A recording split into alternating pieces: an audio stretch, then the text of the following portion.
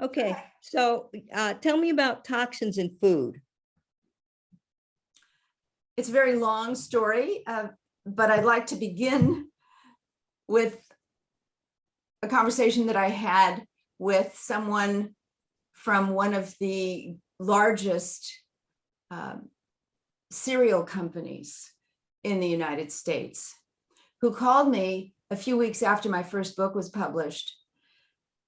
And when I picked up the phone, I was astonished to find him on the other end. And I asked him why he was calling. And he said, well, I have one question for you. But before I ask it, I think I need to clear up several issues. Otherwise, we'll be here arguing for about an hour. And I said, fine. And he said, well, I'd like to say, first of all, that admit really that our products are composed of damaged fats, damaged starches. We have to damage the starches in order to create those fun shapes. We systematically increase the amount of sugar in our products on a regular basis. And we market aggressively to children. So now that I've acknowledged these things that you would otherwise be asking me about, I'd like to get to the question that for us is the most important right now. And we do like to stay on the cutting edge. So we're watching, what's out there and what people are thinking and reading.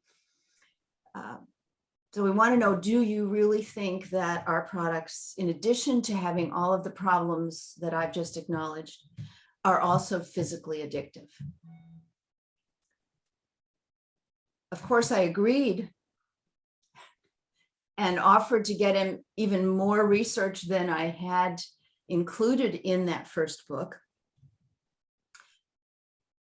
And I also offered to get together a think tank to see if there wasn't something we could put in those boxes that wouldn't harm the children.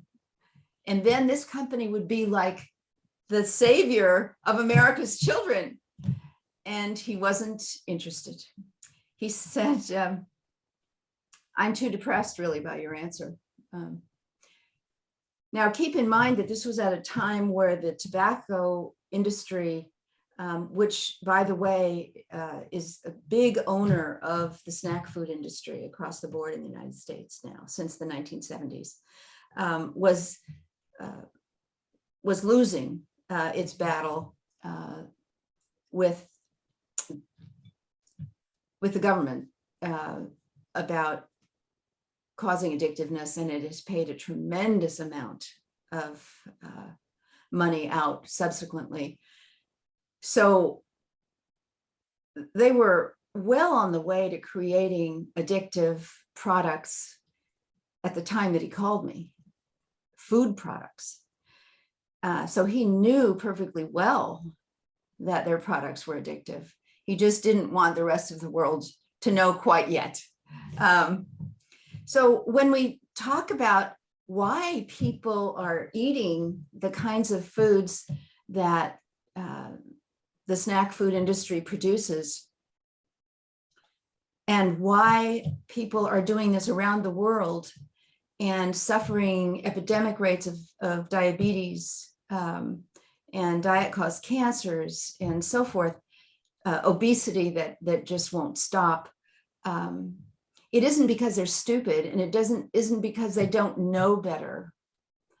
They have the information, they know that these are dangerous substances, but they can't stop because they've been designed to addict the brain, to be intoxicating. By definition, junk food, snack food is intoxicating to the brain. So, so we're getting toxins from our food? The only foods that don't have toxins are healthy foods. Vegetables, fruits, meats, eggs, whole grains, beans. the food that kept us healthy and vital and in perfect weight and decent moods in general for millions of years, right up until the 1970s, which in fact is when the tobacco companies started buying these companies up. But there were a lot of changes in the 1970s that account for everything that we're experiencing now. Fructose was invented then and began to be added. There are a number of things. I lay it all out in one chapter, what happened in the 1970s in my latest book, which is called The Craving Cure. Wow. So tell me, what kind of toxins are in food, and are these interacting with all the other toxins in the world? Well,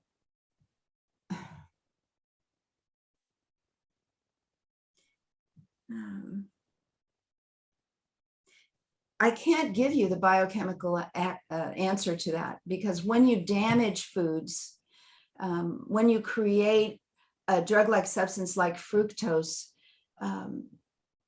nobody is being open about the negative consequences. And nobody is, as far as I know, studying it very closely. But all of the neuroscience that is directed towards addiction of all kinds, including food addiction, is coming up with the same conclusion. Whatever they're doing to refine and create drug-like substances out of these former foods, is having the same effect on the brain and the same parts of the brain that street drugs, opiates, alcohol, pot, all the drugs that create dependency by intoxication. In other words, our ability to feel pleasure is multiplied under the influence of these substances, including these cute foods. And that sets off a cascade of events that creates a deficiency overall in our ability to feel pleasure and normal appetite. And so we keep going back, because the only way we can get a temporary relief and feel anything like a sense of well-being is in a drugged state, whether the drug is sugar or opium. You're talking about the endorphins. Well, the endorphins is a big one that they all like to target, but they also target GABA. For example, when I talk about the types of overeaters, one of the types is the stressed eater. So someone who can't handle stress will go towards a food or a drug that's going to ease that feeling temporarily through intoxication. And then they'll go into withdrawal, and then they'll need some more. So I've got a craving right now for pomegranate juice.